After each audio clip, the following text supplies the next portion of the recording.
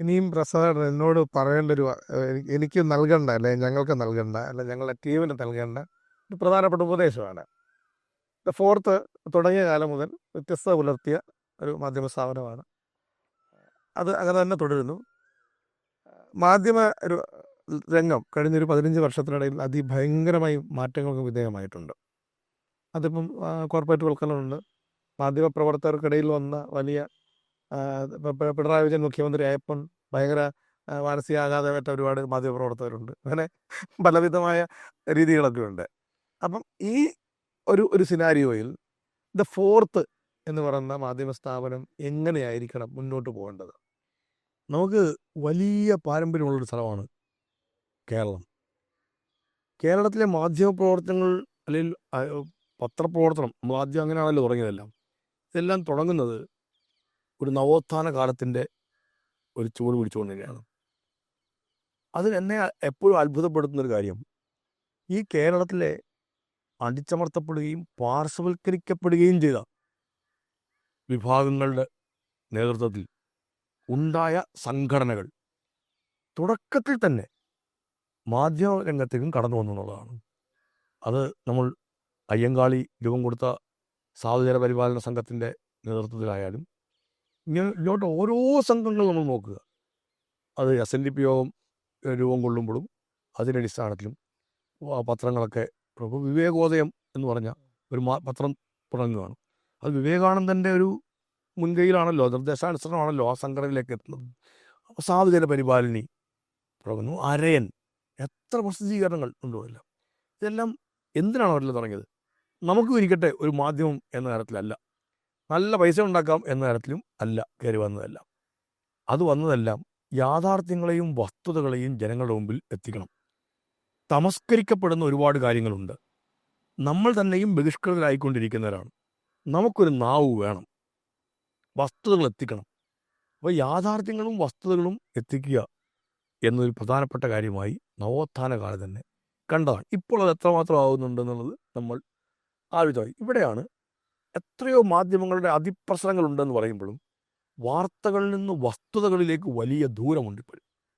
നമ്മൾ പറഞ്ഞ 100 ഉദാഹരണങ്ങൾ നമുക്ക് പറയാനുണ്ടാവും. കാലത്തിൻ്റെ പ്രത്യേകതയാണെന്നും ഈ മത്സരമാണെന്നൊക്കെ. പക്ഷെ എന്നാൽ അതല്ല എപ്പോഴും നല്ല രീതി എന്നുള്ള ചിന്തയാണ് എനിക്കുള്ളത്.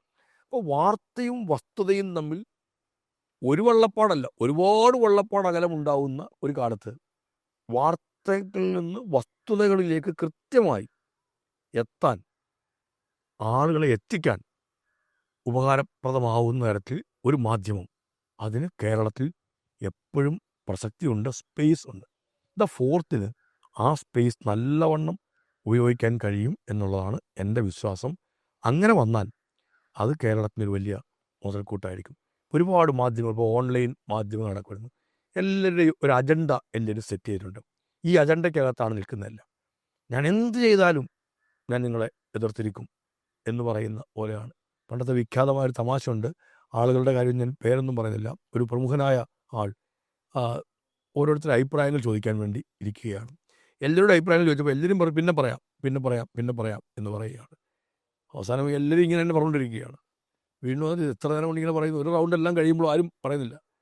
താങ്കൾ പറഞ്ഞേ വെക്കുള്ളൂ എന്ന് പറഞ്ഞ് അഭിപ്രായം പറഞ്ഞു. എനിക്ക് അഭിപ്രായമുണ്ട്, അഭിപ്രായം ഇല്ലാത്തതൊന്നുമല്ല. ഇന്ന വീട്ടിലെ ഇന്ന ആളുടെ അഭിപ്രായത്തിന് എതിരാണ് എൻ്റെ അഭിപ്രായം. ഇത് ഒരു രസകരമായ സംഭവം പറഞ്ഞ ഒരു അനുഭവമാണുള്ളത്. അത് കേരളം കണ്ട ഏറ്റവും പ്രമുഖനായ ഒരു ഒരാൾ അദ്ദേഹം ഇങ്ങനെ നടത്തിയ മീറ്റിങ്ങിൻ്റെ ഭാഗമായി പറഞ്ഞാണ്. വർഷങ്ങൾക്ക് അപ്പുറമുള്ള കാര്യമാണ്.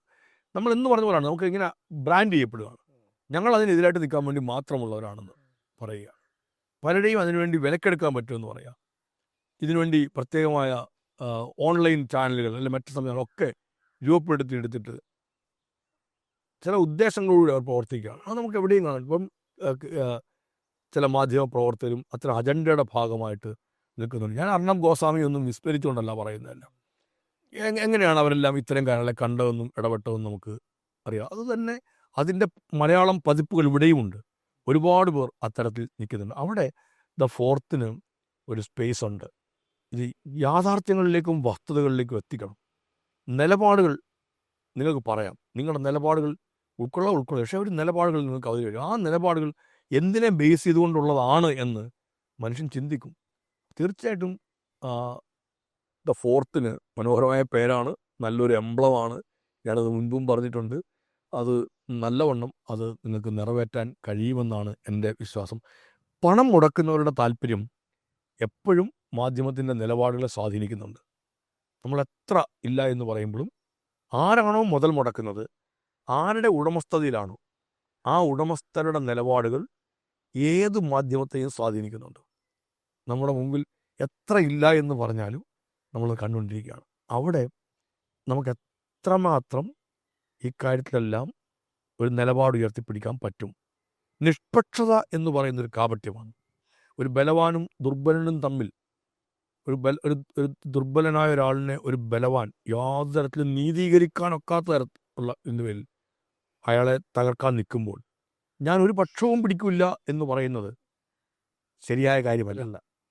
അവിടെ ഒരു പൊളിറ്റിക്സ് ഉണ്ട്, ഒരു നിലപാടുണ്ട്. നിങ്ങൾ അയാളുടെ കൂടെയാണ്, നിങ്ങൾ ആ ബലവാൻ്റെ കൂടെയാണെന്നാണ് പറയാം. നിഷ്പക്ഷത അങ്ങേറ്റതൊരു കാപട്യമാണ്.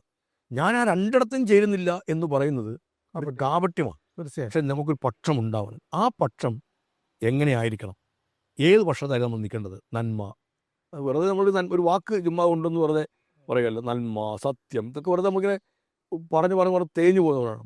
നമ്മൾ ഓരോ വിഷയത്തും അതിൻ്റെ ശരി തെറ്റുകളെക്കുറിച്ച് മനസ്സിലാക്കി സമൂഹത്തിന് മഹാഭൂരിപക്ഷത്തിന് പ്രയോജനപ്പെടുന്ന ആ ഭൂരിപക്ഷം നോക്കുമ്പോൾ വളരെ ന്യൂനപക്ഷമാവാൻ ചിലപ്പോൾ നമ്മുടെ നാട്ടിലെ ദളിത്, ആദിവാസി വിഭാഗങ്ങൾ, അവിടെ ഭൂരിപക്ഷം നോക്കിയിട്ട് കഥയൊന്നും ഉണ്ടോ എന്നാലോചിച്ച് നോക്കുക. അപ്പം ഇങ്ങനെ പാർശ്വവൽക്കരിക്കപ്പെട്ട ആളുകൾ നമ്മുടെ നാടിൻ്റെ വികസനത്തിൻ്റെ ഗുണഫലങ്ങൾ എത്താത്ത ഇടങ്ങൾ, ഇതെല്ലാം ഏറ്റവും പ്രമുഖമായി ചൂണ്ടിക്കാണിക്കാനും അത് ശ്രദ്ധയിൽ കൊണ്ടുവരുന്നതിനും നിലപാടുകൾ എടുക്കുന്നതിനും നിലപാടുകൾ എടുപ്പിക്കാനും തിരുത്തേണ്ടതിനെ കൊണ്ട് തിരുത്തിക്കാനും കഴിയുന്ന തരത്തിൽ ഉള്ള ഒരു നാലാം തൂണാണ്. അങ്ങനെ ഒരു ഫോർത്ത് എസ്റ്റേറ്റാണ് നമുക്കുണ്ടാവേണ്ടത്. അതൊരു ചെറിയ കാര്യമല്ല. നമ്മുടെ 3 സംവിധാനങ്ങളുടെയും ബുദ്ധിമുട്ടുകൾ കൊണ്ട് നിൽക്കുന്ന ആളുകൾക്ക് ആശ്രയിക്കാൻ പറ്റുന്നൊരു വിഭാഗമായിട്ടാണ് എല്ലാ ഡെമോക്രാറ്റിക് രീതിയിലും ജനാധിപത്യ ഇടങ്ങളിലും ഈ നാലാം തൂണിനെ വിഭാവനം ചെയ്തിട്ടുള്ളതല്ല. ഞാൻ തമാശയായിട്ടാണെങ്കിലും ഞാൻ തന്നെ ഒരിക്കൽ പറഞ്ഞു, നമ്മുടെ ഭരണഘടന പറയുന്ന 3 തൂണുകൾ വളരെ പ്രമുഖമാണല്ലോ. കോടതികൾ എന്ന് പറഞ്ഞാൽ നിയമനിർമ്മാണ സഭയുടെയും എക്സിക്യൂട്ടീവിൽ നിന്നും ഒരു നീതിയും ന്യായവും ലഭിക്കുന്ന നിലയിൽ പോയി ആശ്രയിക്കാനുള്ളത് അവസാനത്തെ ഇടമാണ്. ആ ജുഡീഷ്യറി അവരുടെ ബുദ്ധിമുട്ട് പറയാൻ ആശ്രയിച്ചത് നാലാം തൂണിനെയാണ്, പത്രങ്ങളെയാണ്. ഓർമ്മയില്ലേ? 4 സുപ്രീം കോടതിയിലെ 4 ന്യായാധിപർ പത്രസമ്മേളനം വിളിച്ചു കൂട്ടിയാണ്. എന്തൊരു പ്രത്യേകതയായിരുന്നു ആലോചിച്ച് നോക്കുക. അത്ഭുതപ്പെടുത്തുന്ന ഒരു സംഭവമായിരുന്നു. അപ്പോൾ നമ്മൾ പറഞ്ഞ ഏറ്റവും പവർഫുള്ളായ ഈ ഒരു പില്ലറിന് ഒരു ഇഷ്യൂ ഉണ്ട് എന്ന് ചൂണ്ടിക്കാണിക്കാൻ ആശ്രയിച്ചത്, ജനങ്ങളോട് പറയാൻ ആശ്രയിക്കുന്നത് മീഡിയയാണ്, മാധ്യമത്തെയാണ്. അവിടെയാണ് ദ ഫോർത്ത് എസ്റ്റേറ്റിൻ്റെ ബലം നിൽക്കുന്നത്. അത് ആ ബലം ഉണ്ട് എന്ന കരുത്തോടെ ഫോർത്ത് മുന്നോട്ട് പോകണം എന്നാണ് എൻ്റെ അഭിപ്രായം. അതിൻ്റെ മറ്റുള്ള എല്ലാവരെയും പോലെ ഒന്നായി മാറിക്കഴിഞ്ഞാൽ ഈ കൂട്ടത്തിൽ നിൽക്കാൻ മാത്രമേ ഉള്ളൂ. അതിനപ്പുറത്തേക്ക് ഒരു നിലപാടെടുക്കുക എന്നുള്ളത് നിങ്ങളുടെ മുമ്പിലുള്ളൊരു വെല്ലുവിളിയാണ്. ആ വെല്ലുവിളി സ്വീകാര്യത ഉണ്ടാക്കുക എന്നാണ് എൻ്റെ അഭിപ്രായം. ആ വെല്ലുവിളി പൂർണ്ണമായും സ്വീകരിക്കുന്നു. ആ വെല്ലുവിളി അത് എപ്പോഴും മനസ്സിലുണ്ടാവും. അപ്പോൾ നിങ്ങൾക്കൊരു സ്വീകാര്യതയും അതനുസരിച്ചുള്ള പ്രവർത്തനമായിട്ട് മാത്രമേ മുന്നോട്ട് പോകൂ എന്ന് എനിക്ക് ഉറപ്പിച്ച് പറയാൻ കഴിയും. അതുകൊണ്ട് ഇത്രയും നേരം ഈ സമയം, ഈ വിലപ്പെട്ട സമയം അനുവദിച്ചതിൽ നന്ദിയും സ്നേഹവും അറിയിച്ചുകൊണ്ട് അവസാനിപ്പിച്ചു. ഷാനോസിനെ പരിചയപ്പെടുന്ന സമയം മുതൽ ഷാനോസിലെ ഒരു ചെറുപ്പക്കാരൻ്റെ ഉള്ളിലെ ഒരു സ്പാർക്ക്, ഒരു ഫയർ, അത് എനിക്ക് ബോധ്യപ്പെട്ടതാണ്. അത് മാധ്യമ പ്രവർത്തനത്തിൽ അന്ന് നിൽക്കുന്ന കാലം മുതൽ വളർന്നു വന്നൊരു പശ്ചാത്തലവും കുടുംബത്തിൻ്റെ രീതിയും ആ പ്രദേശത്തിൻ്റെ രീതിയും പ്രവർത്തനത്തിൻ്റെ രംഗത്തെല്ലാം ഉള്ള ഒരു പ്രത്യേകത തോന്നുന്നു. അത് ഇപ്പോഴും കൈമോശം വന്നിട്ടില്ല എന്നറിയുന്നതിലും അതിയായ സന്തോഷമുണ്ട്. Thank you. ഓക്കെ.